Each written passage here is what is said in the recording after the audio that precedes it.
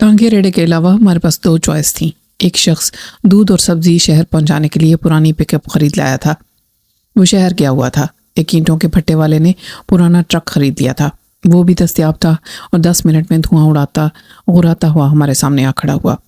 اس وقت وہ خستہ حال ٹرک VIP ایمبولینس کے طور پر استعمال ہونے کا اعزاز حاصل کر رہا تھا۔ چنانچہ نہ صرف یہ کہ پائلٹ خود اس پر تکیے کے ساتھ گدے بچھا کے لایا تھا، بلکہ اتنے کم وقت میں اس نے ٹرک کی سطح پر سے مٹی وغیرہ بھی جھاڑ دی تھی۔ چودھریوں کے گھر کی پردہ داری کو قائم رکھنے کے لیے عوام کو بھی دور ہٹنے کی ہدایات کر رہا تھا۔ اب روبی اور ریشم دونوں ہی ہوش میں تھیں اور لیٹ کر جانا نہیں چاہتی تھیں، مگر ہمارے اصرار پر لیٹ گئیں۔ بیٹھ کر سفر شاید ان کے لیے زیادہ مشکل ہوتا۔ ریشم کی چوٹیں ظاہری نہیں تھیں جیسے ہماری، مگر مجھے اندازہ تھا کہ تھوڑی دیر کے بعد جوڑ درد کرنے لگیں گے۔ اسپتال وہی تھا جہاں چودھری کی فیملی آتی تھی۔ خود ریشم اسی اسپتال میں رہ چکی تھی۔ مجھے وہ رات یاد تھی جب وہ زہر خورانی کے باعث مرتے مرتے بچی تھی۔ اسے شاہینہ نے گندم کے کیڑے مارنے والی زہریلی گولیاں دے دی تھیں۔ میرے کہنے پر ریشم بھی چیک اپ کے لیے راضی ہو گئی تھی۔ 2 گھنٹے کے بعد ریشم کو کلیئر کر دیا گیا۔ اسے درد اور انفیکشن کی احتیاطی دوائیں دے دی گئی تھیں۔ زوبی وہاں داخل رہی۔ ہم اسے چھوڑ کر کیسے جاتے؟ 3-4 گھنٹے کے بعد ریشم ہی خبر لائی کہ بڑی ڈاکٹرنی آئی ہے۔ میرے دل میں ایک اندیشے کا جو کانٹا چبھ گیا تھا اس کی خلش پڑ گئی۔ ممکن ہے ریشم اور انور بھی ایسا ہی سوچ رہے ہوں، لیکن کسی نے بھی زبان سے کسی اندیشے کا اظہار نہیں کیا۔ ہم وہیں چائے بسکٹ کھا کر گزارا کرتے رہے۔ بالآخر شام 4 بجے ڈاکٹر نے ہمیں اپنے کمرے میں طلب کیا۔ یہ روزینہ مراد کس کی بیوی ہیں؟ آپ میں سے مراد کون ہے؟ میں نے کہا کوئی بھی نہیں، مراد ان کے شوہر تھے اور ایک حادثے میں جاں بحق ہو گئے تھے۔ اوہ، آپ سے کیا رشتہ ہے؟ وہ تشویش سے بولی۔ انور نے کہا کہ یہ میری کزن ہے، آپ بتائیں کیا بات ہے؟ کوئی اچھی خبر نہیں ہے مسٹر انور، آپ کی گاڑی کو حادثہ پیش آیا تھا؟ انور نے اقرار میں سر ہلایا۔ جی ہاں، گاڑی الٹ گئی تھی۔ دیکھیے ویسے تو پولیس کیس ہے، مگر آپ سے پرانے فیملی ریلیشنز ہیں، اسٹیج پر ابارشن سے خاصی پرابلم ہو جاتی ہے۔ ابارشن؟ میں اور انور ایک ساتھ بولے۔ یس، لیکن فکر کی بات نہیں، ہم سنبھال لیں گے۔ ہم نے اسپتال کو ایمرجنسی ہینڈل کرنے کے قابل بنا دیا ہے، خصوصاً گائنک کیس میں۔ میں خود اسپیشلسٹ ہوں۔ اس نے ایک فارم ہمارے سامنے رکھا۔ اس پر سائن کون کرے گا؟ انور نے فارم لے لیا۔ میں؟ لیکن یہ کیا ہے؟ ایک فارمیلٹی ہم ہر سرجری سے پہلے لیتے ہیں، روٹین ہے۔ میں نے کہا آپ اخراجات کی پرواہ نہ کریں اور بلڈ وغیرہ کی ضرورت ہو تو بتا دیں۔ میں دوں گی خون، ریشم نے گلوگیر لہجے میں کہا۔ اسے کچھ نہیں ہونا چاہیے ڈاکٹر۔ اس نے ریشم کے کندھے پر تھپکی دی اور مسکرائی۔ یہ بالکل فکر کی بات نہیں، اور پچھلے دروازے سے اندر غائب ہو گئی۔ ہم بت بنے دیواروں کو گھورتے رہے۔ جسمانی گزن سے سب محفوظ رہے تھے، جذباتی صدمہ صرف زوبی کے مقدر میں تھا۔ آج ہی وہ ایک سانحے سے جانبر ہونے کی بات کر رہی تھی۔ مراد نہیں تھا، اس کی یاد تھی، اس کی نشانی تھی۔ ایک امید تھی کہ اس سہارے پر وہ اپنی باقی زندگی گزار لے گی، اور اب اس کے پاس جینے کا کون سا بہانہ ہوگا؟ انور بہت فکر مند دکھائی دے رہا تھا۔ اب وہ کیا کرے گی؟ میں چونکا۔ معلوم نہیں، وہ مر جائے گی۔ میں نے پھر کہا معلوم نہیں، اور بے حسی کے ساتھ ریشم کی آنکھوں سے نکلتے خاموش آنسوؤں کو دیکھتا رہا۔ کسی کے پاس کہنے سننے کے لیے کچھ بھی باقی نہیں تھا۔ شام ہوئی تو ڈاکٹر نے ریشم کو اجازت دی اور وہ زوبی سے مل کے 10 منٹ میں لوٹ آئی۔ پھر باری باری میں اور انور کے خلاف توقع مجھے زوبی زیادہ اپسٹ نظر نہیں آئی۔ میں نے بیٹھ کے قریب کرسی پر بیٹھ کر اس کا ہاتھ اپنے ہاتھ میں لے لیا۔ میں کیا کہوں؟ میں نے کہا۔ وہ اداسی سے مسکرائی۔ کچھ کہنے سے کیا ہوگا؟ میری زندگی ایسی ہی ہے۔ تم بہت بہادر لڑکی ہو، اور یہ میں ایسے ہی نہیں کہہ رہا ہوں۔ وہ بولی، اکیلا آدمی بہادر نہیں ہو سکتا۔ میری ہمت تم ہو، تم نہ ہوتے تو میں کیا کرتی؟ یہی تمہاری بہادری ہے، تم جینے کے بہانے تلاش کر لیتی ہو۔ یہ ہر ایک کے بس کی بات نہیں ہوتی۔ ڈر صرف اس بات سے لگتا ہے کہ کہیں تم بھی مجھے چھوڑ نہ جاؤ، مراد کی طرح۔ کیسی بات کرتی ہو؟ میں نے اس کے ہاتھ پر دوسرا ہاتھ رکھ دیا۔ ڈاکٹر ایک دم اندر آئی تو میں نے زوبی کا ہاتھ چھوڑ دیا۔ وہ مسکرائی۔ کل پرسوں تک یہ جا سکتی ہیں آپ کے ساتھ۔ ان کے کزن اور ان کی مسز چاہتے تھے کہ وہ رات کو یہاں ٹھہر جائیں۔ میں نے کہا قطعی غیر ضروری ہے، ہم ہیں نا۔ زوبی نے اچانک کہا، یہ رک جائیں گے ہسپتال میں میرے پاس۔ میں نے اپنی حیرت ظاہر نہیں ہونے دی۔ ہاں، میں ایک بار پہلے بھی ہسپتال میں رک چکا ہوں، میرے لیے کوئی پرابلم نہیں ہوگی۔ ڈاکٹر نے سر ہلایا۔ جیسے آپ کی مرضی، اور باہر چلی گئی۔ مراد ہاؤس سے 2 گاڑیاں آئی تھیں، ایک انور کو اور ریشم کو واپس لے گئی۔ یہ غالباً سکون آور دوا کا اثر تھا کہ زوبی ان کے جاتے ہی سو گئی۔ میرے پاس اپنے خیالوں میں بھٹکنے کے سوا کچھ نہ تھا۔ آج اس نے ایک نئی بات کا ذکر کیا تھا، ایک خواب کا ذکر جو حقیقت محسوس ہوتا تھا۔ کلیے سے وہ داڑھی والا بھی مجھے رانا ہی لگتا تھا۔ یہ بات بعید از قیاس نہ تھی کہ اپنے مقصد کے حصول اور اپنی بات منوانے کے لیے روبی کے گرد ہلکا پہلے سے تنگ کیا جا رہا ہو۔ وہ اکیلی اور کمزور لڑکی تھی، اس سے ہر بات منوائی جا سکتی تھی۔ اس وی آئی پی روم میں اٹینڈنٹ کے لیے بھی ایک اضافی بیڈ تھا جس پر میں ایک بار پہلے بھی سو کر رات گزار چکا تھا۔ ساری رات خاموش بیٹھ کر روبی کو دیکھتے رہنا عملاً ناممکن تھا۔ 10 بجے سے پہلے ڈاکٹر نے آخری راؤنڈ لگایا اور اپنے اطمینان کا اظہار کیا۔ یہ صبح تک ایسی ہی سوتے رہیں گی۔ ہر ایکسیڈنٹ کے شوق کا سب سے اچھا علاج نیند ہوتی ہے، اور یہ تو ڈبل شوق تھا۔ میں تو اس کے حوصلے پر دنگ ہوں۔ حوصلہ صرف تنومند پہلوانوں میں ہی تو نہیں ہوتا۔ آپ زیادہ پریشان لگ رہے ہیں، مجھے تو 10 بجے کینٹین کے بند ہونے سے پہلے کچھ کھا پی لیں اور سو جائیں، اس نے جاتے جاتے کہا۔ میں نے ایسا ہی کیا۔ صبح جب آنکھ کھلی تو پردے کی درزوں سے ہلکی سی روشنی کی لکیر اندر آ رہی تھی۔ شاید سورج ابھی طلوع ہوا تھا کیونکہ اس لکیر میں سنہرے پن کی جھلک تھی۔ میں نے روبی کی طرف دیکھا، وہ جاگ رہی تھی۔ آنکھوں کی چمک کے ساتھ اس کے لبوں پر بھی ہلکی سی مسکراہٹ جھلملائی۔ میں نے زبردستی تمہیں روک لیا نا؟ وہ بولی۔ مجھے یہ زبردستی اچھی لگی۔ مجھے بھی۔ میں نے سوچا کہ ریشم کے لیے رک سکتے ہو تو میرے لیے کیوں نہیں رک سکتے؟ Thank you. ایک طرف اتنی اپنائیت اور دوسری طرف تھینک یو۔ اب طبیعت کیسی ہے؟ بہت اچھی ہے۔ میرا خیال ہے کہ گھر چلتے ہیں۔ ڈاکٹر اجازت دے تو جائیں گے، ایسی جلدی بھی کیا ہے؟ میں نے کہا۔ اتنے میں ایک نرس اندر داخل ہوئی۔ اس نے مسکرا کر زوبی کو دیکھا۔ کیسی ہیں آپ میڈم؟ اس نے عادتاً سوال کیا اور پھر جواب کا انتظار کیے بغیر بلڈ پریشر اور ٹمپریچر وغیرہ کا چارٹ کھول دیا۔ فائل میں انٹری کر کے اس نے کہا، سب نارمل ہے، ابھی آپ کا ناشتہ بھی آ جائے گا۔ جیسے ہی نرس کمرے سے گئی، میں نے بھی فون اٹھا کر اپنے لیے ناشتے کے ساتھ کافی کا آرڈر دے دیا۔ ایک بات پوچھنا چاہتی تھی تم سے۔ مجھے خاموش دیکھ کر وہ بولی۔ پوچھو، اجازت کیوں لے رہی ہو؟ میں نے کہا۔ یہ بتاؤ لوگ تم پر بھروسہ کیوں کرتے ہیں؟ میں نے دیکھا انور سے پہلے چاچا جی، پھر باجی، سب سے بڑھ کر ابا جی، اب یہاں ماما جی، سب تمہاری مانتے ہیں۔ ریشم تو سب سے پہلے، اور اب میں بھی۔ شاید اس لیے کہ میں دھوکہ نہیں دیتا اور غلط بات نہیں کرتا۔ وہ مجھے دیکھتی رہی۔ میں کچھ بتانا چاہتی تھی تمہیں۔ اس کے لہجے سے میں چونکا۔ کوئی خاص بات؟ اس نے اقرار میں سر ہلایا۔ تم ناراض تو نہیں ہو جاؤ گے مجھ سے جب یہ بات معلوم ہوگی؟ میں نے ایک جھوٹ بولا تھا تم سے۔ میرے کان کھڑے ہو گئے۔ روبی، پہیلیاں نہ پچھواؤ، مجھے پریشانی ہو رہی ہے۔ وہ کچھ دیر ہونٹ کاٹتی رہی۔ میرے جھوٹ کا کسی کو علم نہیں ابھی تک۔ میں اس کو مزید نہیں نبھا سکتی اور کسی کو بتانا بھی بہت ضروری ہے، ورنہ میرا دل پھٹ جائے گا۔ اب میں واقعی پریشان ہو گیا۔ اگر اتنی سیریس بات ہے تو پلیز مجھے جلدی بتاؤ۔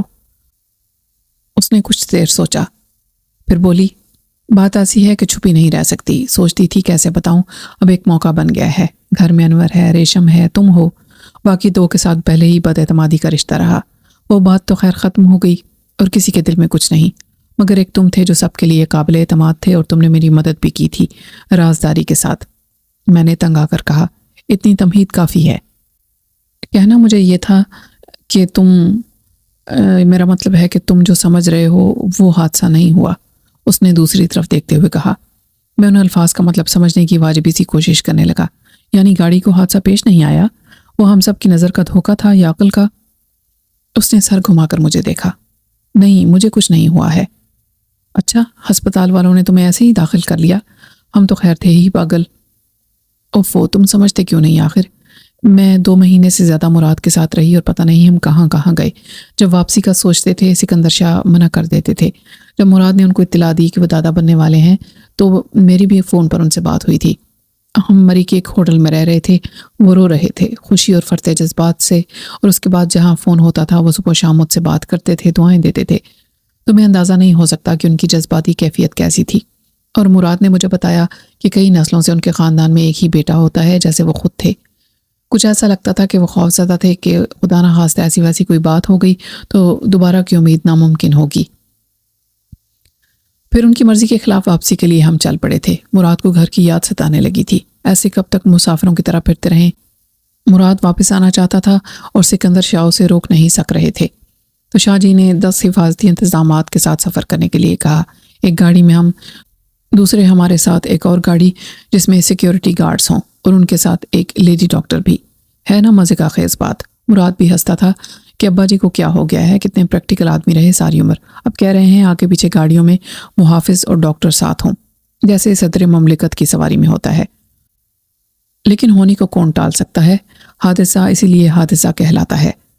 اب خیال نہیں آتا کہ ان کی مان لی ہوتی تو شاید ایسا نہ ہوتا۔ اب تمہارا خیال ہے کہ یہ حادثہ نہیں قتل تھا؟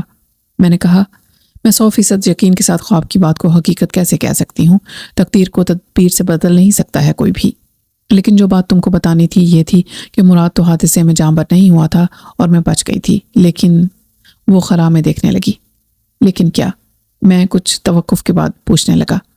وہ تیسرا بھی نہیں بچا تھا، وہ دیواروں کو گھورتے ہوئے بولی۔ ڈاکٹروں نے بتا دیا تھا مجھے۔ میری نظروں کے سامنے بجلی سی کوندی اور پھر ایک دم جیسے آسمان گر گیا۔ تیسرا؟ ہاں، ہمارا بچہ۔ اس کی عمر ہی کیا تھی؟ آنسو اس کی آنکھوں کے کناروں سے نکلتے رہے۔ میرے گرد ایک ڈراؤنی خاموشی سی پھیل گئی۔ وال کلاک پر 10 بجے تو میں چونکا۔ کیوں بولا تھا تم نے یہ جھوٹ؟ مراد کے لیے۔ ماں باپ اس کے لیے سب کچھ تھے۔ وہ کہتا تھا میری خوشی کے لیے انہوں نے کیا نہیں کیا، سب ماں باپ کرتے ہیں۔ وہ حد سے زیادہ جذباتی تھا، بہت کچھ کرنا چاہتا تھا ان کے لیے بھی، کچھ نہ کر پایا۔ اور تم نے دیکھا میں نے کس طرح اپنے دکھ پر صبر کے بھاری پتھر کی سل رکھ دی۔ ان کے سامنے نہیں روئی، ان کو سنبھالا، دلاسا دیا۔ سوچو اگر میں دوسری بدخبری ان کو اس وقت سنا دیتی تو کیا ہوتا؟ وہ کیسے قبول کرتے کہ دنیا میں نہ ان کا بیٹا رہا نہ پوتا؟ وہ اکیلے ہیں، بالکل اکیلے۔ تو یہ دوہرا صدمہ وہ برداشت نہ کر پاتے۔ چنانچہ تم نے سب سے چھپائے رکھا؟ ہاں، جب وہ ہسپتال آئے تھے مراد کی لاش لینے تو ہوش میں آتے ہی میں نے ڈاکٹر سے بات کر لی تھی۔ ان کو قائل کر لیا تھا کہ وہ آدھا سچ بتائیں آدھا چھپا لیں۔ پھر چھپا تو کچھ نہیں رہے گا، لیکن تب تک ایک زخم مندمل ہو چکا ہوگا۔ میں اکیلی ہی اس جھوٹ کا سارا عذاب جھیلتی رہی۔ اب تو خیر کوئی بھی نہیں، نہ اس کی ماں اور باپ کا بھی ہونا نہ ہونا برابر ہے۔ اور اگر ایسا نہ ہوتا، ان کے سامنے تو میں یہ تسلیم نہیں کر سکتی تھی، مگر یہ دن رات کی پریشانی تھی کہ انہیں بتاؤں تو کیسے، اور اس کے بعد کیا ہوگا؟ اول تو مانیں گے نہیں کہ بہو رانی اتنا بڑا جھوٹ بول کر انہیں بیوقوف بنا سکتی ہے، اور ماننے کے بعد ان کا رویہ کیا ہوگا؟ تو میں نے انہیں یہ دوسرا شوق دینے کا ایسے ہی سوچا کہ کوئی حادثہ ہو جائے تو میں جھوٹی نہ بنوں۔ آخر بات یہ ہوتی کہ میں حادثہ کر لیتی۔ یعنی تم اپنے ساتھ کچھ کر لیتی؟ وہ کیسے؟ میں بے یقینی سے اسے دیکھتا رہا۔ بس کچھ بھی ہو جاتا، میں دوسری منزل کی کھڑکی یا سیڑھیوں سے گر جاتی اور پھر ڈاکٹر کو اپنے ساتھ ملا لیتی، جیسے یہاں ملا لیا۔ ساری بات بتا دی تو اس نے میرے احساس ذمہ داری اور میری ہمت کو سراہا۔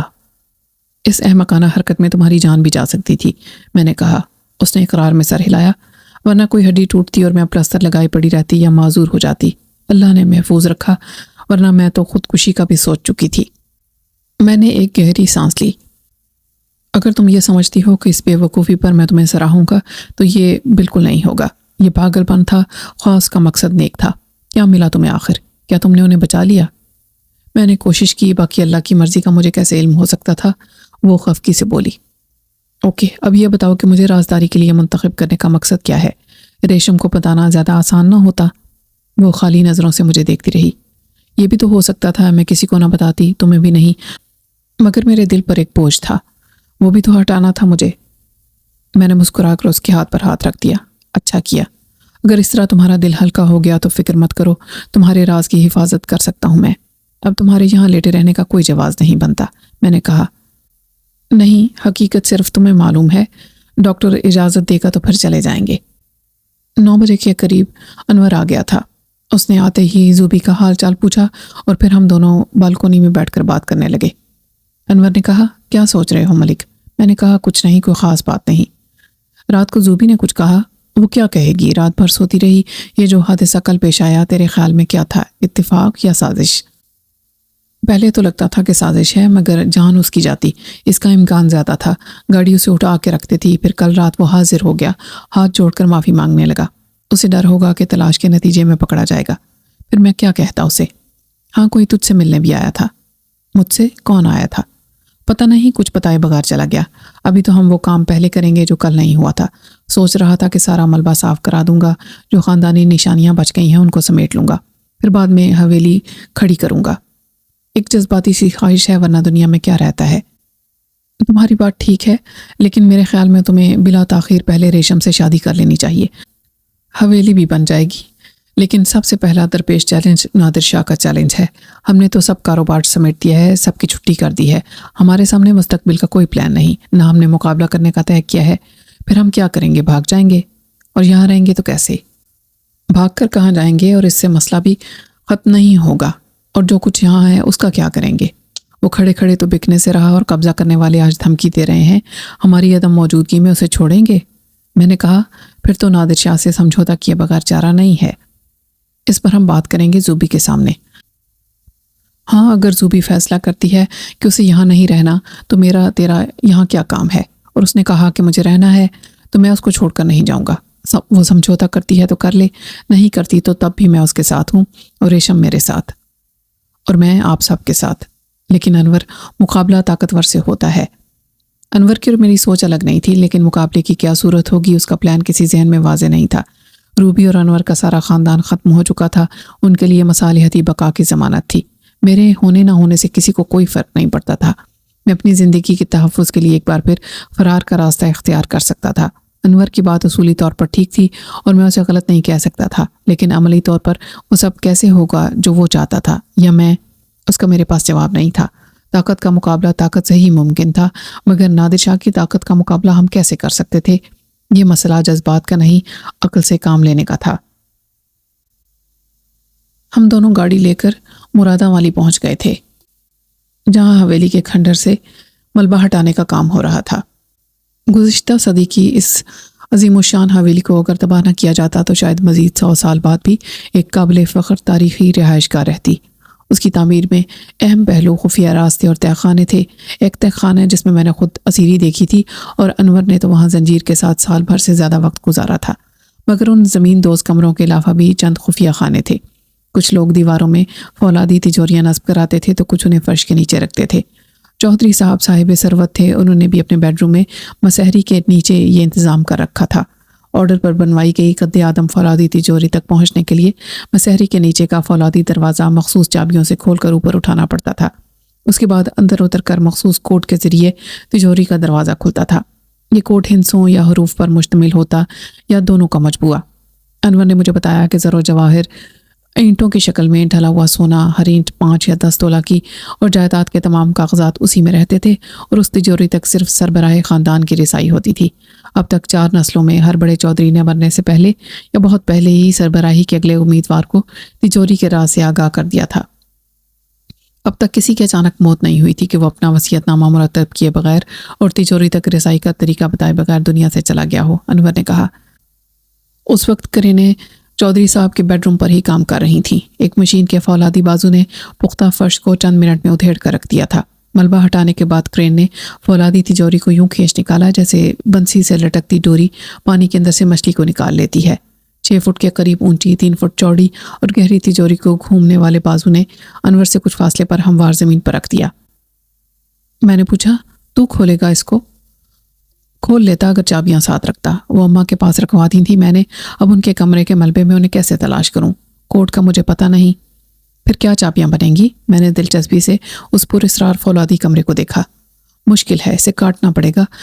ابھی دیکھو، میں نے کچھ لوگوں کو اس کام پر لگایا ہوا ہے، مگر اس اندھیرے میں مشکل کام ہے۔ اسی وقت ایک دیہاتی اپنی دھوتی سنبھالتا دوڑا۔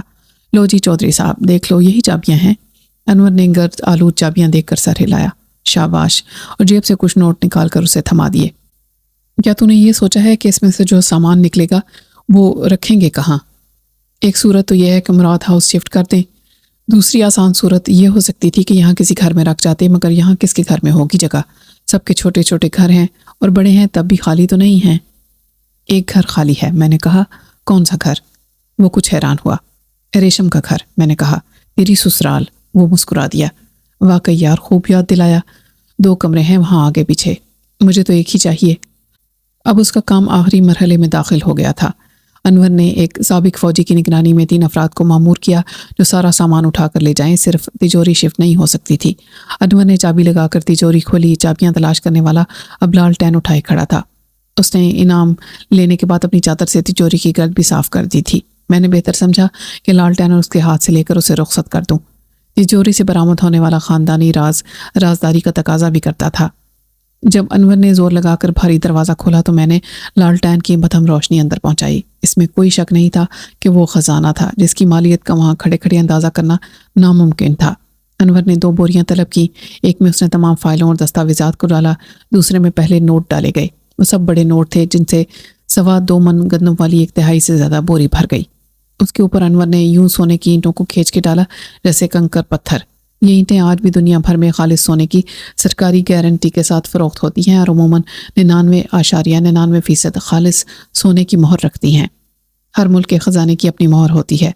انور نے سب سے اوپر طلائی زیورات ڈالے جو پرانی خاندانی بفوں کو شادیوں پر چڑھائے جاتے ہوں گے اور خاص مواقع پر پہنے جاتے ہوں گے۔ اندھیرے میں نگینوں کا اندازہ لگانا مشکل تھا کہ وہ کون سے پتھر ہیں۔ میں نے دل میں سوچا، اس خزانے پر غرور کرنے والے اب مٹی کے نیچے ہڈیوں کا پنجر بنے پڑے تھے۔ ہم پرانے گاؤں کے شناسا تاریک راستوں پر سے گزرے۔ ہمارے آگے ایک شخص لاٹھی اور لالٹین لیے چل رہا تھا۔ ہمارے پیچھے 3 خاک نشین لاکھوں یا شاید کروڑوں کی مالیت کا خزانہ اور خاندانی نوادرات ڈھو کے لا رہے تھے۔ 10 منٹ کے بعد میں اس مختصر اور تاریک احاطے میں داخل ہوا جہاں کوئی تبدیلی نہیں آئی تھی سوائے اس کے کہ اس ویرانے میں اب صرف یادوں کا بسیرا تھا۔ پرانی یادوں کی ایک فلم سی آنکھوں کے سامنے لہرا گئی تھی۔ انور نے مجھے گاڑی کے اندر دھکیلتے ہوئے کہا، واپس آ جا ماضی کے میوزیم سے، کیا پتا تھا کہ یہاں تجھے یادوں کے بھوت چمٹ جائیں گے۔ میں بیٹھ گیا تو انور نے ڈرائیونگ سیٹ سنبھال لی۔ کیا پھر نورین کا دورہ پڑا ہے؟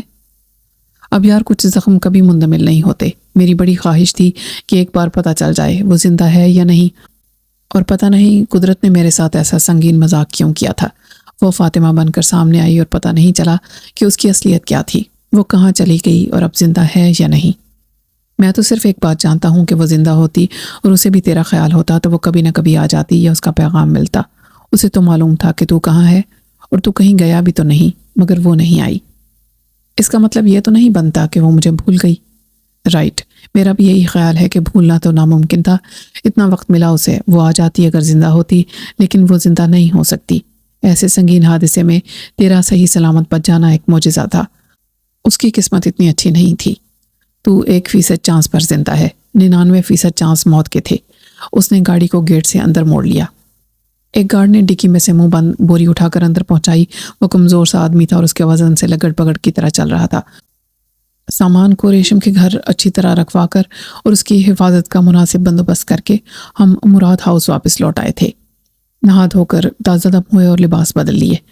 مجھے اب سخت بھوک لگ رہی تھی۔ وہ رات بہت سنسان تھی۔ مراد ہاؤس میں میرے ساتھ انور تھا اور ہم دونوں اس گھر کے مالک تو کیا باسی بھی نہیں تھے۔ نحوست کی ایسی آندھی چلی تھی کہ سارے چمن اجڑ گئے تھے، سارے انسان بکھر گئے تھے۔ پورا دن حویلی کا ملبہ اٹھوانے اور تجوری کے سامان کو ٹھکانے لگاتے ہوئے بیت گیا تھا۔ ہم بہت تھک گئے تھے۔ کچھ دیر انور کی باتیں بے دھیانی سے سننے کے بعد میں نیند کا بہانہ کر کے اٹھ گیا، لیکن اپنے کمرے میں جا کر لیٹنے سے پہلے ہی مجھے خادمہ نے ایک پیغام دیا۔ سر جی، آپ سے کوئی ملنے آیا تھا۔ میں رک گیا۔ کوئی نام تو ہوگا کچھ؟ اس نے کہا وہ کل بھی آیا تھا۔ میں نے کہا میں کیا بتاؤں کہ سرکار کب واپس آئیں گے، پتہ ہوتا تو بٹھا لیتی۔ تم نے دیکھا اسے، بات کی اس سے، نام پوچھا؟ ناکام، میں نے برہمی سے کہا۔ وہ بوکھلا گئی۔ سر جی مجھے تو گیٹ والے نے بتایا تھا۔ میں غصے سے گیٹ تک واک کر کے گیا، لیکن وہاں نائٹ شفٹ کی ڈیوٹی والے کھڑے تھے، انہیں کچھ بھی معلوم نہیں تھا، مگر سیکیورٹی کے انچارج نے کہا کہ وہ پتہ کر کے بتائے گا۔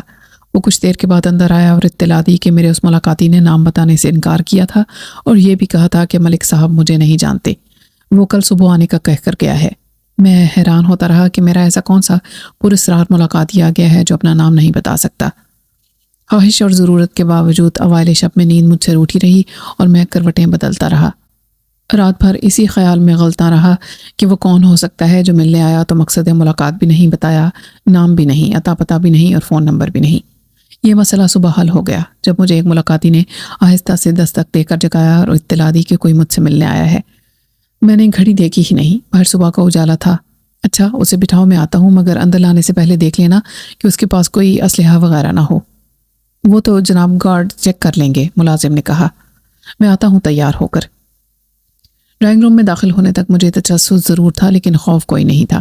دشمن اس طرح بتا کر نہیں آتے اور چکر نہیں لگاتے، شاید کوئی ضرورت مند ہو۔ اتنا عرصہ میں چودھریوں کی فیملی کے ساتھ رہا اور اب سکندر شاہ کی فیملی کے ساتھ ہوں تو میں کسی کے لیے اجنبی نہیں رہا تھا۔ اس کے بعد ڈرائنگ روم میں قدم رکھتے ہی جیسے بجلی سی کوندی اور زلزلہ سا آ گیا جس نے ساری دنیا کو تہوبالا کر دیا۔ خود مجھے اپنا وجود یوں خلا میں محسوس ہوا جیسے کسی بگولے نے کاغذ کے پرزے کو فضا میں اٹھا لیا ہو۔ کہنے کو وقت کا وہ حصہ بہت مختصر تھا، چند سیکنڈ تھے جو پھیل کر اتنا ہی طویل ہو گئے جیسے پھانسی کے کنویں میں لٹکے ہوئے شخص کی جان کنی کے لمحات۔ پھر اس نے کھڑے ہو کر کہا، ایسے کیا دیکھ رہے ہو؟ اس کے لہجے میں فاتحانہ تمسخر تھا۔ یہ تم ہو؟ میں نے بڑی مشکل سے کہا۔ تم سلمان احمد ہو؟ ہاں، اسی لیے تو میں نے اپنا نام نہیں بتایا تھا۔ وہ میری آنکھوں میں آنکھیں ڈالے میری حالت پر مسکراتا رہا۔ نہیں، تم تو مر گئے تھے، تم کو مرے زمانہ ہو گیا۔ وہ ہنسا۔ مردہ زندہ ہونے کا کوئی واقعہ پہلے نہیں سنا تم نے؟ مردے کیسے زندہ ہو سکتے ہیں؟ اس نے ہاتھ پھیلا کر کہا، دیکھ لو، میں ہوں تمہارے سامنے۔ وہ بیٹھ گیا۔ میں نے محسوس کیا کہ میرے سارے جسم پر چیونٹیاں سی رینگ رہی ہیں اور ٹھنڈا پسینہ پھوٹ رہا ہے۔ میں بیٹھ گیا۔ یہ نہیں ہو سکتا، تم سلمان احمد نہیں ہو سکتے، میں نے تمہیں خود دیکھا تھا، تم مر گئے تھے۔ وہ مسکرایا۔ اور یہ دیکھنے کے بعد کیا کہا تھا تم نے؟ یہ بھی تو یاد ہوگا۔ تم کوئی دھوکے باز ہو، مجھے بلیک میل کرنے آئے ہو، میں نے کہا۔ کوئی بلیک میل کیوں ہوتا ہے آخر؟ اس نے کہا۔ فرض کرو میں اسی لیے آیا ہوں، تو بلیک میل کرنے کے لیے میرے پاس کیا ہے؟ میں یہ الزام تو عائد نہیں کر سکتا کہ تم نے مجھے قتل کیا تھا، کیونکہ میں تو زندہ ہوں۔ اس نے کہا لگایا جو بالکل فلمی سٹائل ویلن کا کہا تھا۔ اسی وقت ملازم چائے لے کر داخل ہوا۔ اس نے میری حالت دیکھی اور مہمان کے کہے پر غور کر کے چلا گیا۔ تمہاری صورت بالکل سلمان احمد جیسی ہے، میں مانتا ہوں آواز میں نے پہلے کبھی سنی نہیں تھی، پر ہو سکتا ہے کہ میں اس کا جڑواں بھائی ہوں یا ہم شکل۔ فلمی کہانیوں میں اکثر ایسا ہو جایا کرتا ہے، لیکن یہ حقیقت ہے کہ میں وہی ہوں، نہ فلمی دنیا کا سلمان احمد، نہ کوئی اور سلمان احمد، جس کے تم نے کپڑے بھی اتار لیے تھے اور 10 لاکھ روپے بھی نکال لیے تھے۔ مسکھر میں ایک ویران آسیب زدہ حویلی تھی۔ مگر میں کیسے مان لوں کہ تم مرے نہیں تھے؟ وہ کچھ دیر مجھے دیکھتا رہا۔ نورین کو بلا لو، پتہ چل جائے گا۔ اس نے جیسے جیب میں سے دستی بام نکال کے میرے سامنے پھینک دیا تھا۔ میں پلک چھپکائے بغیر اسے دیکھتا رہا۔ بڑی مشکل سے میں نے ایک لفظ بولا، نورین؟ ہاں، اسے لے بھاگے تھے تم؟ چور، اچکے، ڈاکو، بے ضمیر آدمی، ایک لاش کے کپڑے اتارنا، اس کے 10 لاکھ اپنی جیب میں ڈالنا اور اس کی ہونے والی بیوی کو بھگا کر لے جانا۔ کوئی شیطان ہی یہ کر سکتا تھا۔ وہ چلانے لگا۔ شٹ اپ، تم کوئی فراڈ ہو، سلمان احمد نہیں ہو، چلانے کی ضرورت نہیں۔ تم نورین کو کیوں نہیں بلاتے آخر؟ وہ چلاتا رہا۔ اس سے پہلے میں پولیس کو بلاتا ہوں، وہ سب معلوم کر لیں گے۔ اس نے میری بات ختم ہونے سے پہلے کہا، ہاں مجھے پتا تھا تم مجھے یہی دھمکی دو گے۔ اچھا، بلاؤ پولیس کو۔ تم جانتے نہیں مجھے، میں خود معلوم کر سکتا ہوں تم سے، میں تمہاری کھال کھینچ کے کتوں کو ڈال سکتا ہوں۔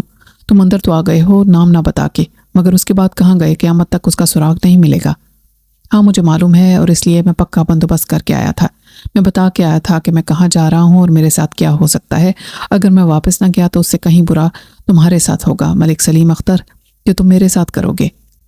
ملک سلیم اختر عرف خاور عرف فرید الدین۔ اس کے اعتماد نے مجھے محتاط ہونے پر مجبور کر دیا۔ اوکے، ہم بات کرتے ہیں، اس نے کہا، باقی باتیں بعد میں، پہلے مجھے نورین سے ملنا ہے، اسے بلاؤ۔ وہ نہیں آ سکتی۔ کیوں نہیں آ سکتی؟ اسے جا کر بتاؤ کہ سلمان احمد آیا ہے۔ وہ چلایا، پاگل کے بچے، وہ ہوتی گھر میں تو تمہاری آواز پر ویسے ہی آ جاتی۔ وہ ابھی گئی ہوئی ہے کہیں۔ مجھے بتاؤ تم یہاں تک کیسے پہنچے؟ تمہارے دشمنوں نے تمہارا پتہ دیا، اور تلاش کرنے والے کو تو خدا بھی مل جاتا ہے۔ ٹھیک ہے، اب بتاؤ کیا چاہتے ہو؟ اپنا حق، مجھے نورین دو اور میرے 10 لاکھ۔ 10 لاکھ کے میں 20 دے سکتا ہوں، مگر نورین کی بات مت کرو۔ کیوں نہ کروں نورین کی بات؟ اس کے بغیر میری زندگی کوئی زندگی تو نہیں۔ میں نے کہا اگر وہ زندہ ہوتی تو میں ضرور تمہارے حوالے کرتا۔ وہ ایک دم کھڑا ہو گیا۔ کیا؟ نورین زندہ نہیں ہے؟ جھوٹ بولتے ہو تم، بکواس کرتے ہو۔ دیکھو آرام سے بیٹھو، میں بتاتا ہوں۔ نہیں سننا، مجھے کچھ بھی نہیں سننا۔ میں نے اپنی بات جاری رکھی۔ وہ میرے ساتھ گاڑی میں تھی جب ایک حادثہ پیش آیا۔ پل پر سے گاڑی ریلنگ توڑ کر نیچے ندی میں گر گئی تھی۔ اس نے چیخ کر کہا، جھوٹے آدمی، لعنتی، وہ مر گئی اور تو یہ جھوٹ بولنے کے لیے زندہ رہا۔ مجھے بتا دے کہ وہ کہاں ہے، ورنہ میں تیرا خون پی جاؤں گا۔ اس نے ایک دم مجھ پر جست لگائی۔ میں خود کو بچانے کے لیے ایک طرف ہوا۔ میری کوہنی میں شدید درد اٹھا اور چوٹ میرے سر میں بھی لگی۔ میں نے آنکھیں کھول کر دیکھا تو چھت مجھے اوپر کی طرف نظر آئی۔ بیڈ میرے بائیں جانب تھا اور میں فرش پر لیٹا ہوا تھا۔ حقیقت کی دنیا میں واپس آنے میں مجھے دیر نہیں لگی۔ میں اٹھ کے بیڈ پر بیٹھ گیا۔ صبح ہوئے کافی دیر ہو گئی تھی۔ گھڑی پر 9 بج رہے تھے۔ میں کچھ دیر اپنے خواب کو یاد کرتا رہا۔ خواب اور خیال کی دنیا اسی طرح ایک ساتھ تھے جیسے دن اور رات۔ سونے سے پہلے کے خیالات ہی خواب کا روپ دھار لیتے ہیں۔ کبھی خواہش اس طرح خواب میں ڈھل جاتی ہے جیسے فلم، تو کبھی خوف اور اندیشے سوتے میں حقیقت بن کر ڈراتے ہیں۔ غسل کے بعد مجھے ناشتہ اکیلے ہی کرنا پڑا کیونکہ انور بہت پہلے جاگ کر اپنے کام میں لگ گیا تھا۔ وہ اپنے خاندانی دستاویزات اور نوادرات الگ کرنے کے بعد دولت کا حساب کر رہا تھا۔ یار میں پاگل ہو جاؤں گا، اس نے مجھے دیکھ کر کہا۔ ہاں میرا بھی یہی خیال ہے، میں نے کہا۔ پھر ایسا ہی میرے ساتھ ہوگا تو کیوں نہ ہم ایسا کریں کہ جہاں سکندر شاہ صاحب قیام فرما رہے ہیں وہیں اپنے لیے بھی جگہ لے لیں۔ بہتر ہوگا کہ فیملی سویٹ مل جائے۔ شاہ جی خیریت سے ہیں اور ابھی نہ ڈاکٹر کے پاس ہے کچھ بتانے کے لیے اور نہ ہی مستقبل قریب میں ہوگا۔ زوبی نے خود فون کیا تھا، دوپہر تک اسے ریلیز کر دیا جائے گا۔ تجھے کیا ہوا؟ نیند نہیں آئی رات کو؟ یہی تو خرابی ہوئی، میں نے کہا، اور جو میں نے خواب دیکھا تھا سب اسے بتا دیا۔ وہ کافی دیر تک ہنستا رہا۔ یہ نوٹ تو گن لیے میں نے، ہیں تقریباً 40 لاکھ کی رقم۔ سونا تولنے کے لیے مجھے اس کا ترازو نہیں ملا، تجوری اب بیکار ہے، دوبارہ بھی بنی تب بھی کون استعمال کرے گا؟ لوہا ہے جس کا دل چاہے اٹھا کر لے جائے۔ سوچ رہا ہوں یہ زیورات اور سونا سب بینک لے جاؤں اور اپنے لاکر میں رکھوا دوں، ہوتا رہے گا بعد میں مالیت کا حساب۔ جو لوگ اس طرح خزانوں کے مالک بنے بیٹھے رہتے ہیں اسی دولت سے خود کو کتنا طاقتور محسوس کرتے ہیں اور پرسکون رہتے ہیں، حالانکہ مصرف کوئی نہیں رکھتے مگر دولت میں اضافہ کرتے جاتے ہیں۔ میں نے کہا، میں تو نفسیاتی مریض ہی کہوں گا انہیں، انور بولا۔ اچھا تو پھر ٹھیک ہے، تو جا بینک، میں تو نہیں جا سکوں گا، مجھے اپنے ملاقاتی کا انتظار ہے۔ انور ہنسنے لگا۔ ایک بار خواب میں ڈرانے آ گیا، اب دن میں کون آتا ہے؟ ڈر مت بچے۔ لیکن وہ انور کے جاتے ہی آ گیا۔ مجھے گیٹ سے سیکیورٹی گارڈ نے مطلع کیا تو میں نے کہا، اچھی طرح تلاشی لو اور پھر اندر آنے دو۔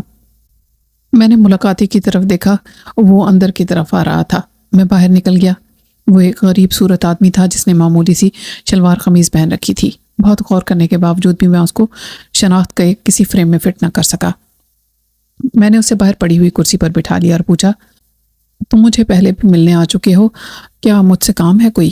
اس نے کہا، آپ مجھے نہیں جانتے سر، میرا نام وٹھل ہے، میرپور خاص کا رہنے والا ہوں، ابھی 2 ہفتے پہلے سکھر جیل سے رہا ہوا ہوں۔ سکھر جیل کے نام پر میرے دل کی دھڑکن تیز ہو گئی مگر میں نے چہرے سے کچھ ظاہر نہ ہونے دیا۔ کس جرم کی سزا کاٹ رہے تھے تم وٹھل؟ کبھی کبھی جرم نہیں بھی کرتا کوئی مگر سزا بھگتتا ہے، اور کبھی 100 جرم کرتا ہے سب کے سامنے اور سزا پھر بھی نہیں ہوتی۔ سب نصیب کی بات ہے سائیں، تم جیسے لوگوں نے اس کو نصیب کا نام دے دیا ہے، ورنہ نصیب بنانے والا تو اتنا بے انصاف نہیں۔ وہ ہنسنے لگا۔ لو سائیں، بندہ کیا خود اپنا نصیب لکھتا ہے؟ نصیب تو وہ لے کر آتا ہے۔ میں نے کہا، چھوڑو یہ بحث، مجھ سے کیا کام تھا؟ آپ رمضان کو جانتے ہو؟ پہلے میں نے انکار میں سر ہلا دیا تھا، پھر مجھے یاد آ گیا، ہاں وہ بھی تھا، ایک ایسا ہی شخص، جیل آتا جاتا رہتا تھا چھوٹے موٹے جرائم میں۔ تم رمضان کے بارے میں کیا جانتے ہو؟ میری رہائی کے آرڈر آ گئے تھے جب وہ مر گیا، مار دیا گیا۔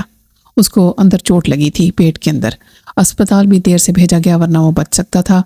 ادھر ایسا ہی ہوتا ہے، اس نے لڑائی میں کسی وارڈن کو تھپڑ مار دیا تھا اور وہ اسے رات بھر مارتے رہے۔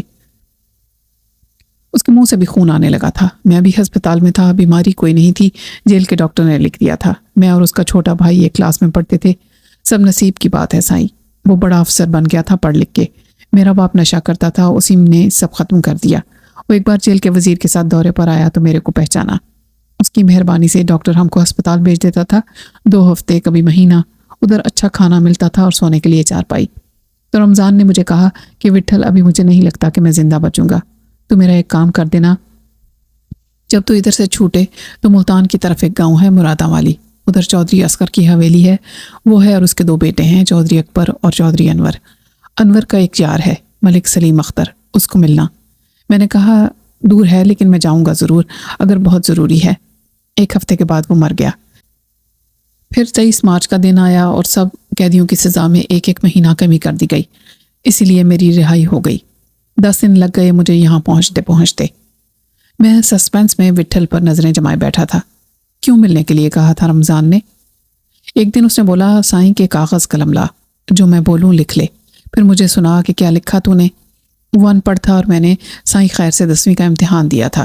میں نے لکھا، وہ بولتا تھا بڑی مشکل سے، سب لکھنے کے بعد میں نے اس کو سنایا تو اس نے بولا کہ ٹھیک ہے۔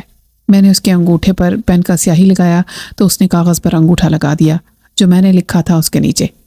بولا کہ ابھی دیر سے صحیح، میں نے اقرار کر لیا، آگے جو مرضی مولا کی، معافی دیوے یا نہ دیوے۔ اگلے روز وہ مر گیا تھا۔ خاموشی کا ایک طویل وقفہ آیا، پھر میں نے پوچھا کیا تھا اس کے بیان میں میرے لیے؟ وٹھل نے پرانے سویٹر کے گلے میں ہاتھ ڈال کر قمیض کی جیب سے ایک پرانا میلا لفافہ برآمد کیا اور میری طرف بڑھا دیا۔ اللہ کا شکر ہے کہ میری ذمہ داری پوری ہو گئی۔ لفافہ میرے حوالے کرنے کے بعد اس نے دونوں ہاتھ جوڑ کر آسمان کی طرف دیکھا اور کھڑا ہو گیا۔ ابھی میں چلتا ہوں، اتنی جلدی بھی کیا ہے؟ دیکھو تم جب چاہو یہاں آ سکتے ہو، کوئی کام ہو تب بھی بتانا۔ اس نے نفی میں سر ہلایا اور بولا آپ کا بڑا مہربانی۔ میں نے جیب میں ہاتھ ڈالا اور پرس میں جتنے نوٹ تھے سب نکال لیے۔ یہ رکھ لو۔ وہ اندازاً کچھ 7,000 روپے تھے۔ نہیں سائیں، اس سے زندگی تو نہیں گزرے گی۔ میرے کو خیال آئے گا کہ میں نے ایک اچھا کام کیا اور اس کی قیمت بھی لے لی۔ اب میرے کو خوش ہونے دو سائیں، ہم بڑا خراب آدمی ہیں، بہت گناہ گار ہے۔ یہ کہہ کر وہ دروازے کی طرف چلنے لگا۔ میں نے اسے گیٹ سے نکل کر نظر سے اوجھل ہوتے دیکھا اور لفافے کو کھول لیا۔ خاصی واضح تحریر تھی اور اس کے نیچے ایک انگوٹھے کا نشان بھی تھا۔ رمضان نے لکھوایا تھا، ملک سلیم صاحب، میرا نام رمضان ہے۔ آپ کو یاد ہوگا آپ ایک بار میرے گاؤں آئے تھے اور میرے ماما جی سے ملے تھے۔ اس کے ساتھ ایک لڑکی تھی فاطمہ۔ آپ نے اس کو درگاہ پر دیکھا تھا، اس پر جن آتے تھے۔ آپ نے اس کو نورین سمجھا لیکن ماما نے انکار کر دیا تھا۔ بعد میں اس کے دل میں لالچ آیا تو اس نے مجھ سے پوچھا کہ کیا ملک صاحب اس کے 10,000 دیں گے؟ میں نے کہا دیکھ لے ماما، چودھریوں کا معاملہ ہے، ایسا نہ ہو ہماری لاشیں کسی درخت سے لٹکتی دکھائی دیں۔ وہ ڈر گیا۔ اس نے آپ کو ایک کہانی سنا دی جو جھوٹ تھی۔ پھر اس نے معلوم کیا کہ نورین کے ساتھ آپ کا کیا تعلق تھا۔ ادھر اندر کے ایک بندے نے بتایا کہ وہ آپ کی گھر والی تھی، آپ کی گاڑی پل پر سے نہر میں گر گئی تھی۔ آپ نہر میں بہتے جا رہے تھے کہ غلام محمد کی بیٹی ریشم نے دیکھ لیا تھا۔ وہ ادھر 2 لڑکیوں کے ساتھ کپڑے دھونے گئی تھی۔ اس نے اپنی سہیلیوں کی مدد سے آپ کو پکڑ لیا تھا اور پانی سے نکال لیا تھا اور اپنے گھر لے گئی تھی۔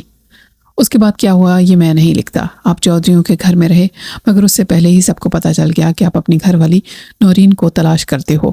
جیسے آپ کو ریشم نے نکالا تھا ویسے ہی میرے ماما جی نے نورین کو ڈوبتا بہتا دیکھا تو پانی میں اتر کر کنارے لے آیا اور کاندھے پر ڈال کر گھر لے گیا۔ نورین زندہ تھی اور ہم نے مل کر اس کے پیٹ سے پانی نکالا، اس کو گرم رکھا اور ہاتھ پیر ملتے رہے۔ وہ زندہ تو تھی لیکن اسے کچھ یاد نہیں تھا۔ ہم نے اس سے بہت پوچھا لیکن اسے اپنا نام بھی یاد نہیں تھا۔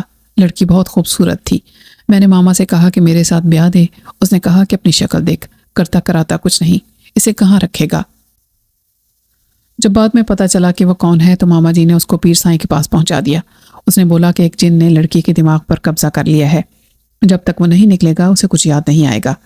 مجھے بھی معلوم تھا اور ماما جی کو بھی کہ ادھر جن اتارنے کے نام پر کیا ہوتا ہے۔ لڑکی واپس لانا مشکل کام تھا۔ ادھر آپ نے بھی اسے دیکھا۔ ماما نے اس کا نام فاطمہ بتایا تھا۔ اس نے بھی آپ کو یہی بولا۔ ابھی اللہ معاف کرے، میرا ٹائم پورا ہو گیا تو جھوٹ بولنے کا کیا فائدہ۔ میں نے اور ماما جی نے مل کر کئی لڑکیاں ادھر پہنچائی تھیں۔ 8 سال سے 12-13 سال کی، 7 اور اس سے چھوٹی 12، 3-4 سال کی۔ بڑی عمر کی لڑکی سیانی ہوتی ہے، آسانی سے قابو نہیں آتی تھی۔ اس کام کے ہمیں پیسے ملتے تھے۔ خیر جناب ماما ادھر درگاہ سے فاطمہ کو نکال لایا۔ اس کا اپنا ایمان خراب ہو رہا تھا۔ اس کو پتا تھا کہ اتنی خوبصورت لڑکی بہت قیمتی ہے۔ مجھ سے کہتا تھا کہ فلموں میں جائے گی تو لاکھوں کمائے گی، بس اس کا دماغ ٹھیک ہو جائے۔ ماما کو بھی پتا تھا کہ درگاہ سے لڑکی غائب ہوگی تو اس کی خیر نہیں۔ 10,000 وہ پہلے ہی لے چکا تھا۔ ہم اسی رات گاؤں سے بھاگ گئے اور کسی کو کچھ نہیں بتایا۔ سیدھے پہلے کراچی گئے اور ادھر بہت بڑا سرکاری ہسپتال ہے، جناح ہسپتال، اس میں دماغ کا علاج بھی ہوتا ہے۔ ایک بہت نیک اور مہربان ڈاکٹر مل گیا۔ اس نے بتایا کہ ٹھیک ہو جائے گی لیکن ٹائم لگے گا۔ ماما نے پوچھا کتنے دن؟ اس نے کہا کئی ہفتے یا مہینے لگ سکتے ہیں۔ اس نے ہسپتال کے اندر رہنے کی جگہ دلوا دی۔ آخر میں ایک کمرے والے کوارٹر تھے۔ ماما کو ایک وارڈ میں صفائی پر لگا دیا گیا۔ مجھے اپنے ساتھ چپراسی بنا لیا۔ 3 ہفتے میں فرق پڑ گیا تھا۔ وہ بات سمجھتی تھی اور ٹھیک ٹھیک جواب دیتی تھی۔ اس کو ہر بات یاد رہتی تھی لیکن پرانی کوئی بات یاد نہیں تھی۔ ڈاکٹر نے بتایا کہ ایسا ہوتا ہے، اب یہ جو دیکھے گی، سنے گی، پڑھے گی، سب یاد رکھے گی، لیکن اس سے پہلے کا کچھ پتہ نہیں۔ اس کے دماغ میں ہے مگر بند صندوق کی طرح۔ وہ صندوق کب اور کیسے کھلے پتہ نہیں، 1 سال 2 سال 10 سال یا ساری عمر نہ کھلے، اور کوئی حیرت کی بات نہیں کہ کل ہی کھل جائے۔ وہ فاطمہ بن گئی تھی اور ہم ادھر آرام سے رہ سکتے تھے، مگر ماما کے دل میں بھی لالچ تھا اور مجھے بھی ایسی محنت کی عادت نہیں تھی۔ پھر ایک بندہ فاطمہ کے پیچھے لگ گیا۔ اس کی دواؤں کی دکان تھی، باہر اور اندر اس کا باپ خون ٹیسٹ کرنے کا کام کرتا تھا۔ ایک رات وہ 2 بدماش دوستوں کے ساتھ فاطمہ کو اٹھانے آ گیا۔ میں نے ایک بڑا سا پتھر مار کر اس کا سر پھاڑ دیا۔ بھل بھل خون بہنے لگا۔ ہمیں کچھ سمجھ میں نہیں آیا۔ ہم سب کچھ چھوڑ چھاڑ کر وہاں سے بھاگ نکلے، پیچھے سے دیوار کود گئے۔ ادھر سے سڑک گزرتی تھی اور پھر ریلوے کا آتا تھا، وہاں ٹرینوں کو دھوتے تھے۔ ادھر سے ہم اسٹیشن پہنچے اور گاڑی میں بیٹھ گئے، ٹکٹ لیے بغیر۔ پتہ نہیں کون سی گاڑی تھی، 3 دفعہ پکڑے گئے اور اتارے گئے، پھر کسی گاڑی میں بیٹھ جاتے تھے۔ اسی طرح ہم لاہور پہنچ گئے۔ لاہور پہنچ کر ہم کچھ دن تک دادا دربار کے احاطے میں پڑے رہے۔ کھانا مل جاتا تھا، ہر روز سینکڑوں ہزاروں لوگ آتے جاتے تھے۔ فقیر بہت تھے مگر فاطمہ فقیر نہیں لگتی تھی، اس پر سب کی نظر پڑتی تھی۔ پھر ایک دن ایک شخص آیا، اس نے فاطمہ کے بارے میں بات کی کہ وہ اس کو فلموں میں چانس دلوا سکتا ہے کیونکہ وہ بہت خوبصورت ہے۔ اس کے تعلقات فلم بنانے والوں سے تھے۔ ماما نے بڑی ہوشیاری دکھائی، وہ اپنے آپ کو بہت چالاک سمجھتا تھا۔ اس نے کہا کہ فاطمہ اس کی بیٹی ہے، اس کی طرف سے وہ خود بات کرے گا۔ وہ آدمی اگلے دن آنے کا کہہ گیا۔ ماما کو کچھ معلومات تھیں، اس نے لوگوں سے پوچھا تو تصدیق ہو گئی کہ فلموں میں فاطمہ لاکھوں کمائے گی۔ وہ شخص اگلے دن آیا، اس نے ماما کو 50,000 روپے دیے اور کہا کہ وہ رات کے وقت پھر آئے گا اور ہم سب کو اپنے ساتھ لے جائے گا۔ فاطمہ کا معاہدہ 1 لاکھ روپے کا ہوگا، دوسری فلم میں 2 لاکھ ہوگا اور تیسری میں 3 لاکھ۔ دادا صاحب کے لنگر میں تقسیم کے لیے دیگ پکا کے فروخت کرنے والا ایک شخص بھی فاطمہ سے شادی کرنا چاہتا تھا، حالانکہ اس کی بیوی موجود تھی۔ اس نے سمجھایا کہ یہ کوئی دھوکے باز ہے، 3 لاکھ میں پوری فلم بنتی ہے، 50,000 بھی وہ نہیں دے گا۔ آج تک کسی کو پہلی فلم کا اتنا معاوضہ نہیں دیا گیا۔ اس نے ماما کو لالچ دیا کہ فاطمہ کی اس سے شادی کر دے تو وہ ماما کو بھی پچھلی طرف کے بازار میں دیگ لگوا دے گا، اور یقین دلایا کہ اس کام میں بڑا فائدہ ہے۔ ماما نے اسے بتایا کہ وہ 50,000 لے چکا ہے تو اس نے کہا کہ واپس کر دینا، مگر ماما نے کچھ اور ہی سوچا تھا۔ اس نے سوچا تھا کہ ہم رات کو یہاں سے نکل جائیں گے اور وہ بے وقوف ہمیں کہاں تلاش کرے گا۔ اس نے تو 50,000 روپے دیے اور رسید تک نہیں لی۔ لاہور اتنا بڑا شہر ہے، ہم راول پنڈی بھی جا سکتے ہیں، لیکن بے وقوف خود ماما تھا۔ جیسے ہی ہم نکلے، ایک شخص اندھیرے میں سے نکل کر آ گیا۔ اس نے کہا کہ ہمیں لے جانے آیا ہے، فاطمہ کا ایگریمنٹ ہوگا۔ ماما کا خیال تھا کہ ہم نے نکلنے میں دیر کر دی، لیکن ایسا نہیں تھا۔ رسید نہ دینے والا ہوشیار تھا، اسے ڈر تھا کہ یہ لاوارث لوگ 50,000 لے کر بھاگ نہ جائیں۔ 50,000 تو ہمیں روکنے کے لیے تھے۔ پکڑنے کے لیے اس نے اپنے بندے باہر کھڑے کر دیے تھے۔ ہم ایک گاڑی میں بیٹھے اور گاڑی پتہ نہیں کہاں کہاں سے گزری۔ ایک جگہ اس نے کہا کہ گاڑی خراب ہو گئی، وہاں ایک سے بڑھ کر ایک کوٹھی تھی۔ اچانک کہیں سے ایک اور بندہ آیا، اس نے ماما کو کھینچ کر باہر ڈالا جو ہمیں لے کر جا رہے تھے۔ اس نے مجھے کھینچ لیا، ایک نے ماما کے سر پر کوئی چیز ماری، دوسرے نے میرے سر پر۔ فاطمہ کے چیخنے کی آواز میں نے سنی تھی۔ ہم وہاں سڑک پر پڑے رہ گئے اور وہ لوگ فاطمہ کو لے کر چلے گئے، معلوم نہیں کہاں۔ مامے کی اپنی بیٹی ہوتی تو وہ شور کرتا، پولیس کے پاس جاتا، مگر اب ڈر تھا کہ خود نہ پکڑا جائے، لیکن نقصان بہت ہوا تھا۔ وہ جاتے وقت رقم بھی چھین کر لے گئے تھے۔ اگلے 2 مہینے تک ہم نے لاہور میں چھوٹے موٹے کام کر کے اپنا گزارا کیا۔ ماما اچھرے میں مزدوری کرتا تھا اور میں لکشمی چوک میں۔ پھر ایک روز ماما نے لکشمی چوک پر ڈسٹریبیوٹر کے آفس میں فاطمہ کی ایک تصویر دیکھی اور سوچے سمجھے بغیر اوپر چلا گیا۔ اس نے شور مچایا ہے کہ فاطمہ میری بیٹی ہے اور ایک دھوکے باز اسے فلم میں کام دلانے کے بہانے لے گیا تھا، اور جو 50,000 کا معاوضہ دیا تھا وہ بھی چھین لیا۔ اس نے پولیس میں جانے کی دھمکی دی تو پولیس وہیں آ گئی اور اسے تھانے میں بند کر دیا، مجھے پتہ ہی نہیں چلا۔ اس کے بعد ماما پھر مجھے کبھی نہیں ملا۔ میرا خیال ہے پولیس نے اسے مار کے کہیں گاڑ دیا ہوگا۔ اس جیسے لاوارث کو لاہور میں کون پوچھتا ہے؟ میں ہر روز اس عمارت کے سامنے جا کھڑا ہوتا تھا جہاں فلم بنانے والوں کے دفتر تھے۔ سامنے پوری عمارت پر بورڈز لگے ہوئے تھے، لوگوں کا آنا جانا ہر وقت لگا رہتا تھا۔ میں صرف فاطمہ کی ایک جھلک دیکھنے وہاں جاتا تھا۔ پہلے وہ تیسرے چوتھے روز، پھر ہفتے 2 ہفتے بعد نظر ضرور آتی۔ پھر ایک اور مہینہ گزر گیا، میں مایوس ہو کر چلا تھا کہ وہ نظر آ گئی۔ دور سے مجھے ویسی ہی لگی۔ کچھ دیر بعد ایک چائے والا لڑکا آیا اور اس نے کہا کہ تم کو حسن بانو نے بلایا ہے۔ میں نے پوچھا کون حسن بانو؟ اس نے کہا وہی جس کی بورڈ پر تصویر ہے۔ میں اوپر چلا گیا، وہاں ایک کمرے میں وہ اکیلی لیٹی ہوئی تھی۔ اسے قریب سے دیکھ کر میں پریشان ہو گیا۔ وہ کمزور اور بیمار دکھائی دیتی تھی، اس کا رنگ پیلا تھا اور آنکھوں کے گرد ہلکے تھے۔ میں نے اسے پوچھا کہ تمہیں کیا ہوا، کیا تم بیمار ہو؟ اس نے کہا کہ میں نے تم کو کئی بار دیکھا، تم کیوں کھڑے ہو جاتے ہو یہاں آ کے؟ میں نے کہا میں تو اسے دیکھنے ہر روز آتا ہوں۔ وہ بولی اب مت آنا کیونکہ میں جا رہی ہوں۔ میں نے پوچھا کہاں جا رہی ہو؟ اس نے کہا یہ تمہیں نہیں بتا سکتی، لیکن مجھے یقین آ گیا ہے کہ تم واقعی مجھے چاہتے تھے۔ میری زندگی تمہارے ماما نے تباہ کی، اس کی سزا اسے مل گئی۔ وہ جھوٹا بے غیرت آدمی باپ نہیں ہو سکتا تھا۔ کیا تم جانتے ہو اس کے ساتھ میرا کیا رشتہ تھا؟ تب میں نے اسے سب سچ سچ بتا دیا کہ ماما نے اسے نہر میں سے نکالا تھا۔ میں نے اسے تمہارے بارے میں بھی بتایا تھا کہ ملک سلیم اختر تمہارا شوہر تھا، تم دونوں گاڑی میں کہیں جا رہے تھے اور گاڑی پل پر سے بے قابو ہو کر گری نیچے نہر میں۔ میں نے اسے یہ بھی بتایا کہ تم بچ گئے تھے اور اب تم مرادہ والی کے چودھری انور کی حویلی میں رہتے ہو۔ اسے کچھ یاد نہیں آیا، نہ حادثے کے بارے میں اور نہ تمہارا نام۔ ہوش میں آنے کے بعد کی ساری باتیں اسے یاد تھیں۔ میں نے پوچھا تمہیں کیا بیماری ہے؟ وہ بولی بیماری کوئی نہیں، جو زندگی میں گزار رہی ہوں وہ سب سے بڑی بیماری ہے۔ یہاں میں کسی سے ملنے آئی تھی، جو ٹیکسی والا نیچے کھڑا ہے وہی مجھے واپس لے جائے گا۔ آج وہ شخص نہیں آیا جس سے مجھے ملنا تھا، تو میں نے تمہیں اوپر بلا لیا۔ میں نے اس سے پوچھا کہ اس کا ٹھکانہ کون سا ہے، اس کا گھر کہاں ہے؟ اس نے افسردگی سے کہا کہ اس کا کوئی ٹھکانہ نہیں، وہ ہر روز اپنا ٹھکانہ بدلتی ہے۔ میں نے اسے کہا کہ وہ میرے ساتھ چلے تو اس نے انکار کر دیا۔ اس نے کہا اب یہ ناممکن ہے اور اب اس کا کوئی فائدہ بھی نہیں۔ اسی وقت ایک دبلا پتلا گنجا شخص اندر آ گیا اور مجھے گھورنے لگا، پھر بولا حسن بانو یہ کون ہے؟ فاطمہ نے کہا کہ بجلی ٹھیک کرنے والا ہے۔ اس نے کہا چل پھٹ، تیرا کام ختم ہو گیا۔ میں نیچے اتر آیا، بس وہ فاطمہ سے آخری ملاقات تھی۔ پھر 2 مہینے تک میں وہاں جا کے کھڑا ہوتا رہا مگر وہ نظر نہیں آئی۔ ایک دن میں نے اوپر سے اترنے والے لڑکے سے جو نیچے سے چائے لے کر اوپر جا رہا تھا پوچھا کیا یہ فلم بن گئی؟ وہ ہنس پڑا اور بولا ایسے تو بہت سے بورڈ لگتے ہیں اور اتر بھی جاتے ہیں۔ پھر میں نے کہا اچھا یہ حسن بانو اب یہاں کیوں نہیں آتی؟ وہ میری صورت دیکھتا رہا اور بولا تو کیوں پوچھ رہا ہے؟ محبت کرتا ہے اس سے؟ میں نے اقرار میں سر ہلا دیا۔ وہ ہنس پڑا۔ وہ بولا پاگل کے بچے، ایسی بہت سی آتی ہیں یہاں خوار ہونے، اور تو جس کی بات کر رہا ہے نا اس کا تو شاید قتل ہو گیا تھا مگر مجھے پکا پتہ نہیں۔ میں نے کہا کون بتا سکتا ہے؟ تو اس نے کہا رات کو جانی چوکیدار ہوتا ہے، اس کو معلوم ہوگا۔ میں رات کے وقت گیا تو بڑی رونق تھی، عورتیں مرد سب ہنس رہے تھے، باتیں کر رہے تھے۔ میں نے بڑی مشکل سے جانی کو پکڑا۔ جانی نے کہا کون حسن بانو؟ میں نے اسے باہر لے جا کر پوسٹر دکھایا تو وہ ہنسنے لگا۔ اوہ پاگل خانے، یہ تو کئی مہینے سے لگا ہوا ہے۔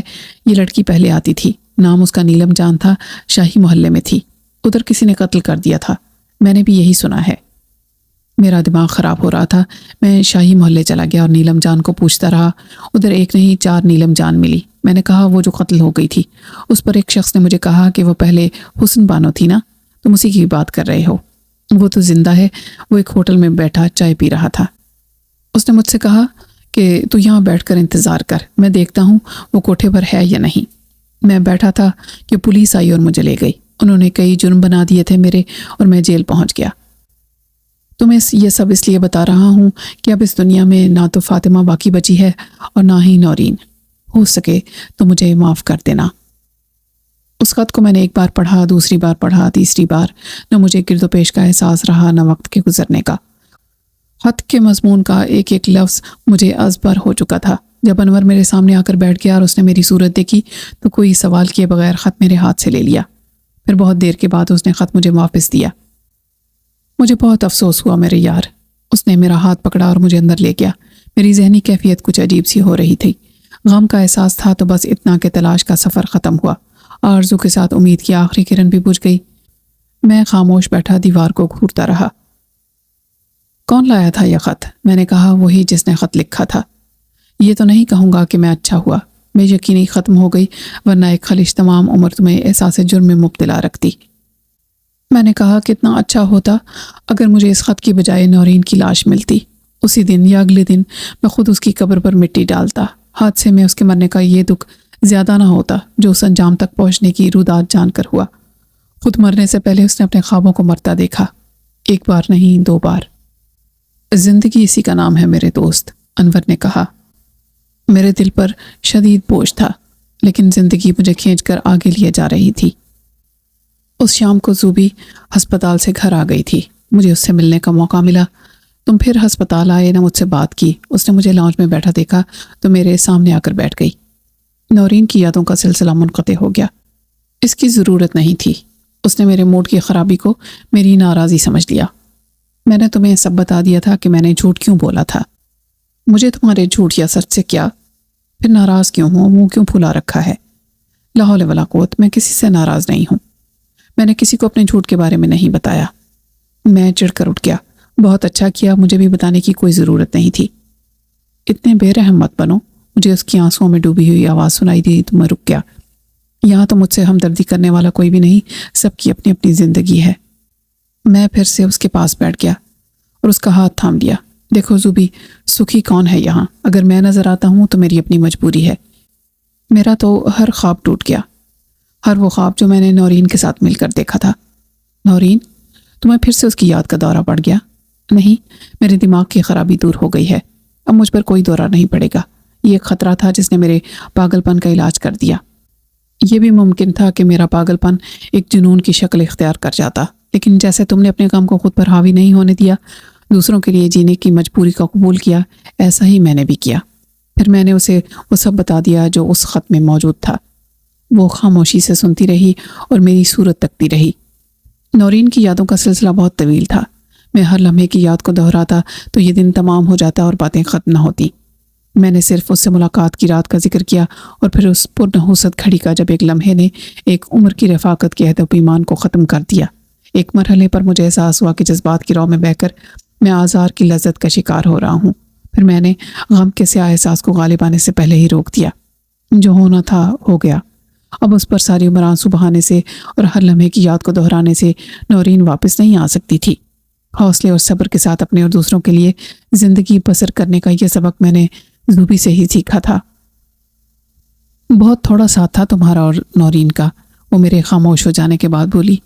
ہاں، جیسے تمہارا اور مراد کا، لیکن ہماری سرے راہ ہونے والی ملاقات تو نہیں تھی۔ میں نے کہا، اس سے کیا فرق پڑتا ہے؟ محبت ایک نظر کا کھیل ہے، دل کی ایک دھڑکن کی گواہی سے ہو جاتی ہے اور دو گواہوں کے سامنے عمر بھر کی رفاقت کا اقرار کرنے سے بھی نہیں ہوتی۔ میں نے خفگی سے کہا، تم یہ تو نہیں کہنا چاہتی کہ اس رات وہاں کوئی بھی لڑکی ہوتی تو میں اس کی محبت میں گرفتار ہو جاتا؟ نہیں، میرا ہرگز یہ مطلب نہیں تھا۔ تم نے بتایا کہ وہ کسی اور کی محبت میں پاگل تھی۔ ہاں، یہ بات ٹھیک ہے۔ شاید وہ اسے لینے کے لیے آ جاتا تو وہ ایک رات کا ساتھ ہوتا، لیکن ہم ایک دوسرے کا سہارا بنے تو آہستہ آہستہ میں نے اس کی محبت جیت لی تھی۔ میں مانتا ہوں کہ میرے لیے یہ پہلی نظر کی محبت تھی، لیکن وہ سلمان سے بدظن اور مایوس ہو کر میری طرف بڑھی تھی۔ میں کہہ سکتا ہوں کہ میرے خلوص اور اعتماد نے اسے متاثر کیا تھا۔ اس نے سلمان میں اور مجھ میں فرق کو محسوس کر لیا تھا۔ اور تمہیں متاثر کرنے والی کیا چیز تھی؟ بس اس کا حسن۔ میں نے خود کو لاجواب سا محسوس کیا، شاید، لیکن پھر مجھے اس کے اندر کی خوبصورتی نے مسحور کر لیا تھا۔ لیکن اب کیا فائدہ؟ زندگی ہمارے ساتھ عجب کھیل کھیل گئی۔ روزینہ نے آگے بڑھ کر میرے ہاتھ تھام لیے۔ زندگی ایسا ہی کھیل کھیلتی ہے، مگر جینا تو پڑتا ہے۔ مرنے والوں کے ساتھ کوئی مر تو نہیں جاتا۔ ہاں، کیونکہ زندگی کوئی فلم نہیں ہے کہ میں مجنوں بن کر لیلا لیلا پکارتا پھروں۔ میں محسوس کرتا ہوں کہ میرے مقابلے میں نورین بہت بد نصیب تھی۔ اسے سارے سہارے عارضی ملے، ماں کا، باپ کا، سلمان کا، میرا، اور اس کے بعد اسے کہیں بھی جائے امان نہ ملی۔